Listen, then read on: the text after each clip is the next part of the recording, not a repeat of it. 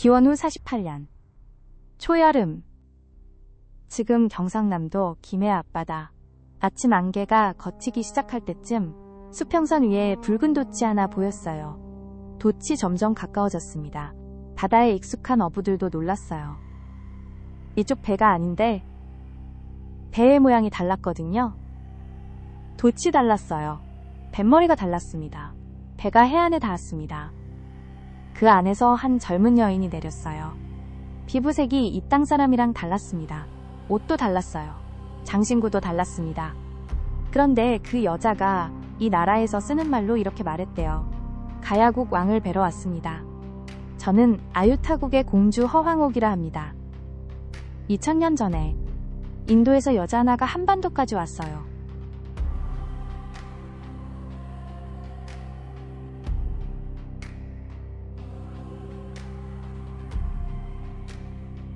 이 이야기가 가능하려면 먼저 가야라는 나라를 알아야 해요. 그 전의 일이에요. 기원 후 42년 김해 구지봉 6명의 부족장이 모였어요. 이 땅에 9개 부족이 있었거든요. 그중 9부족장이 구간이라 불렸어요. 어느 날 봉우리에서 이상한 소리가 들렸대요. 너희는 구지다를 부르라. 사람들이 무서워하면서도 노래를 부르기 시작했어요. 거부가 머리를 내놓아라. 내놓지 않으면 구워서 먹으리라. 노래를 부르고 춤을 추는데 하늘에서 자줏빛 끈이 땅으로 내려왔어요. 끈 끝에 금상자가 있었습니다. 상자를 열었더니 황금알 6개가 놓여 있었어요.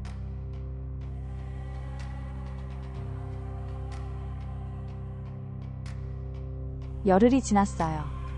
6개의 알에서 아이가 하나씩 나왔습니다. 가장 먼저 가장 잘생긴 얼굴로 나온 아이가 있었어요. 그 아이가 열흘 만에 키가 9자로 자랐고 얼굴엔 빛이 났고 눈에서 불꽃이 일었대요. 구간이 그 아이를 왕으로 삼았어요. 이름은 수로, 처음으로 나타났다는 뜻. 가야 6나라 중 제일 큰 나라. 금광가야의 시조 김수로 왕이에요. 나머지 5아이는 각각 다른 가야 나라들의 왕이 되었습니다.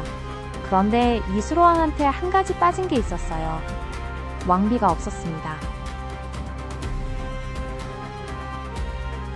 구간들이 수로왕한테 왕비 얘기를 꺼냈어요. 폐하, 이 땅에 아름다운 처녀들이 많습니다. 저희 딸 중에서 고르시지요. 수로왕이 고개를 저었어요. 내가 여기 온 것은 하늘의 뜻이오. 내 짝도 하늘이 보내줄 것이오. 그러니 기다리겠소. 이 말이 사람들한테 좀 이상하게 들렸어요. 우리 땅에도 예쁜 처녀들이 많은데 왜 거절하는 걸까? 근데 수로왕은 확신이 있었어요. 자기가 하늘에서 내려왔듯이 자기 짝도 바다 건너에서 올 거라고. 그래서 기다렸습니다. 1해, 2해, 6해를.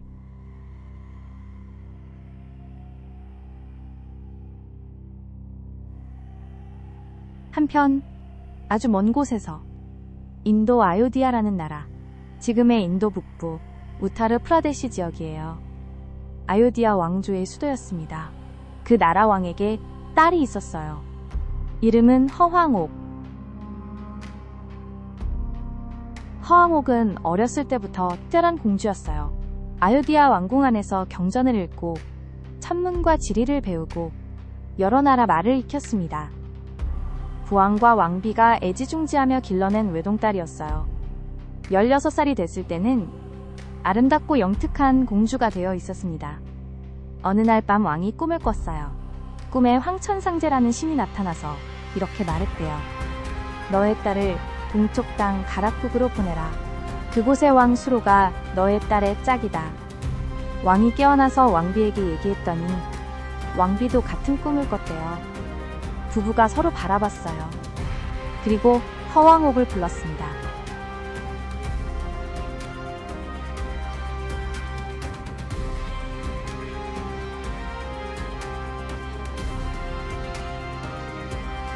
부모님이 허황옥한테 자초지종을 이야기했어요.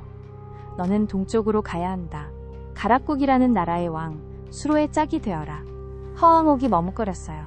한 번도 본 적 없는 나라. 들어본 적 없는 사람. 근데 꿈이 두 분 부모님께 모두 내려왔다면 그건 진짜 하늘의 뜻이라고 생각했어요.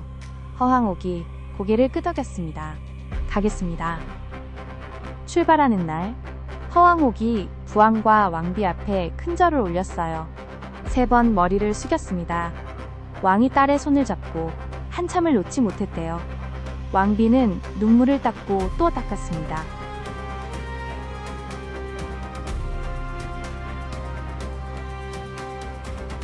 왕이 배를 준비했어요. 혼자 보낼 수 없으니까 시종 20여 명을 함께 보냈어요. 금은 보화와 인도 비단, 인도 향료도 실었고요. 출발하기 전에 탑돌이 하나를 배 위에 올렸어요. 파도를 잠재우는 불탑이었대요.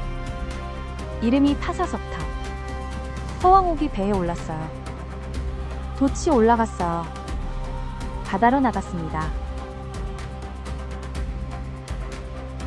얼마나 걸렸냐고요? 석 달이 걸렸어요. 그때 항해로는 믿을 수 없는 거리였습니다. 밤이면 허황옥이 뱃머리에 서서 별을 봤대요. 한 번도 본 적 없는 하늘의 별들. 파도 위에 달빛이 흔들렸습니다. 두려움도 있었을 거예요. 그리움도 있었을 거예요. 근데 배는 계속 동쪽으로 나아갔습니다. 기원 후 48년 여름, 배가 김해 앞바다에 이르렀어요. 해안에 수로왕이 신하들과 함께 기다리고 있었습니다. 왜냐면 그 며칠 전에 왕이 말했거든요. 이번 초승달이 뜨기 전에 바다로부터 내 짝이 올 것이오. 바닷가를 지키시오. 신하들은 반신반의했어요. 근데 수로왕이 확신에 차 있어서 지키고 있었던 거예요. 그리고 정말 그날 배가 왔습니다. 돛이 붉었어요. 금빛 깃발이 걸려 있었어요. 본 적 없는 양식의 배였습니다. 배가 멈추고 한 여인이 내려왔습니다. 허황옥이 해안에 발을 디뎠어요. 근데 바로 궁으로 들어가지 않았습니다. 대신 언덕 위로 올라갔어요. 이 장면이 삼국유사에 재미있게 기록되어 있어요. 허황옥이 언덕에서 자기가 입고 온 비단 치마를 벗었다고 해요. 그걸 산신에게 예물로 바쳤어요. 이 땅에 발을 딛는 첫 예의였습니다. 그러고 나서야 수로왕 앞으로 갔어요. 수로왕이 마중 나가 있었습니다. 두 사람이 처음으로 눈이 마주쳤어요. 허황옥이 먼저 말을 했대요. 저는 아유타국의 공주 허황옥입니다. 부모님의 꿈에 황천상제가 나타나 저를 이곳으로 보내라 하셨습니다. 수로왕이 고개를 끄덕였어요. 나도 오랫동안 그대를 기다렸소. 이상한 일이었죠. 두 사람 다 만난 적 없는데 서로 알고 있었던 것처럼.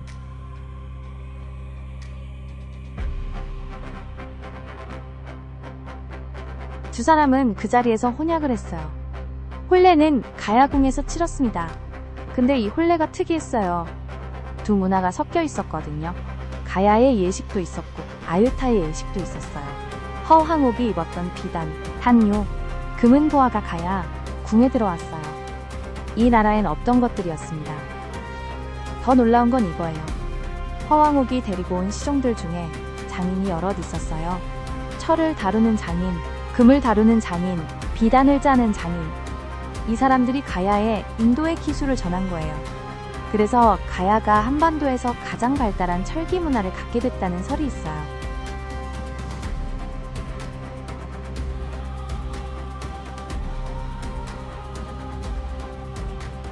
허황옥이 가지고 온 것 중에 특별한 게 하나 있었어요. 2마리 물고기 문양, 쌍어문이라고 해요. 고대 인도에서 왕실의 상징으로 쓰던 문양이에요. 이게 가야 왕실에 들어왔어요. 그리고 지금까지 전해 내려오고 있습니다. 지금도 김해 수로왕릉에 가면 정문 위에 쌍어문이 새겨져 있어요. 이 물고기 문양이 한반도 다른 어디에도 없는, 오직 김해 지역에만 있는 문양이에요. 왜일까요?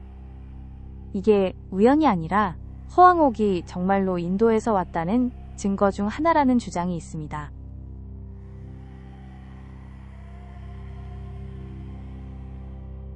수로왕과 허왕옥 사이에 아들이 10명 태어났어요. 장남이 왕위를 이었어요. 이 사람이 2대 거등왕이에요.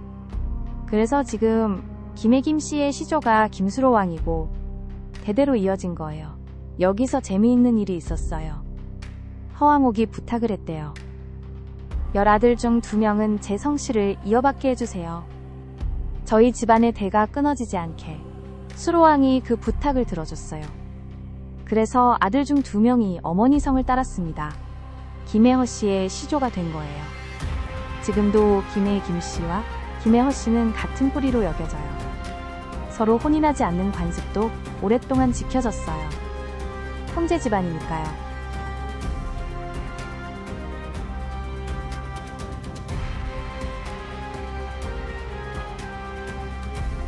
허왕옥이 이 낯선 땅에서 어떻게 살았는지 자세한 기록은 많지 않아요.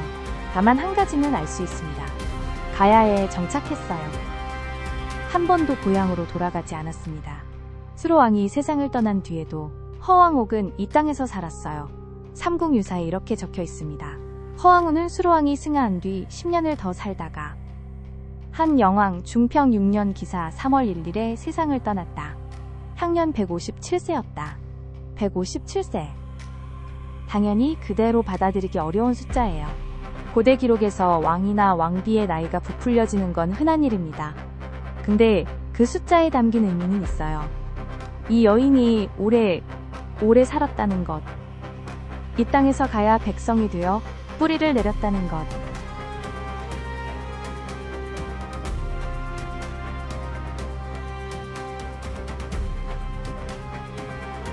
김해에 가면 2사람의 무덤이 각각 있어요. 수로왕릉과 허왕후릉. 둘 다 국가 사적입니다. 수로왕릉은 커요.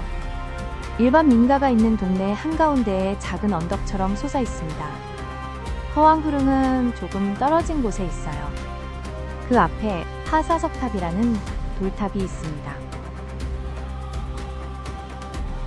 허왕옥의 고국이 정확히 어디였을까요? 삼국유사에는 아유타국이라고만 적혀 있어요. 학자들은 이게 인도 북부의 아요디아라고 추정해요. 아요디아는 지금 인도 우타르 프라데시주에 있는 고대 도시예요. 힌두 서사시 라마야나의 주인공 라마왕의 수도로도 유명해요. 실제로 아요디아 왕조는 허왕옥이 살았다는 시대에 맞물려 존재했어요. 그 파사석탑이 뭐냐면요. 허왕옥이 인도에서 가지고 올 때 배에 실었다는 그 돌탑이에요. 실제로 한국의 다른 돌탑과 재질이 다르다는 연구도 있어요. 국내에서 안 나오는 석재로 만들어졌다고 합니다. 그 돌이 정말로 인도에서 왔는지는 과학적 검증이 끝나지 않았어요. 근데 이 땅 사람들은 그 탑을 지금도 허왕옥의 것으로 기억합니다.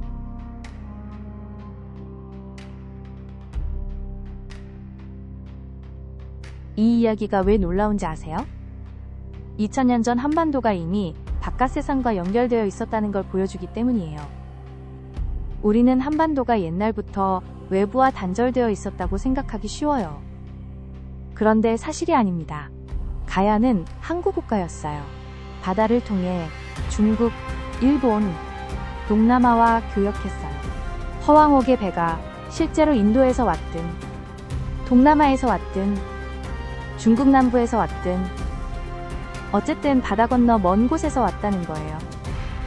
그리고 가야 왕실은 그런 외국인을 거부한 게 아니라 국모로 받아들였습니다.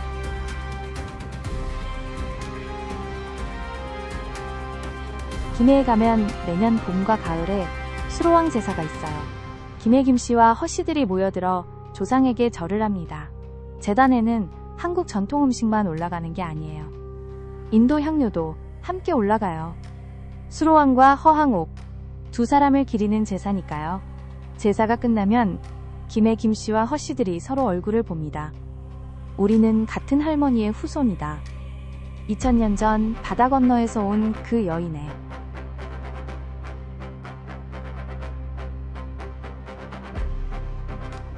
삼국유사에 이 이야기가 기록된 건 1281년 고려시대예요.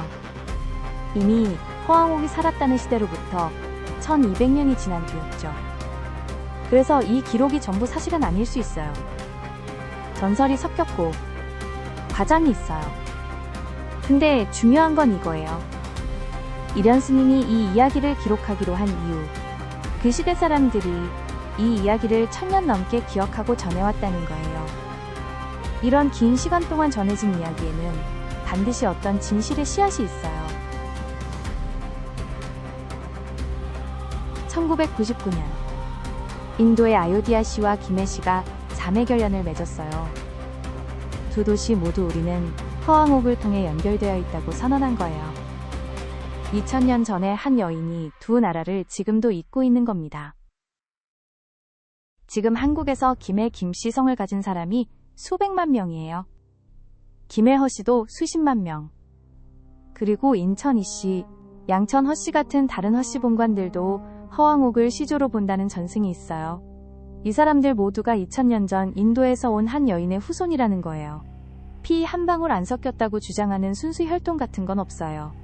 2000년 전부터 이 반도의 왕실 피에는 바다 건너온 피가 흐르고 있었던 거예요.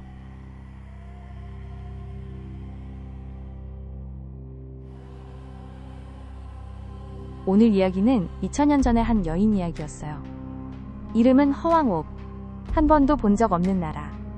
한 번도 들어본 적 없는 사람을 향해 배에 오른 사람.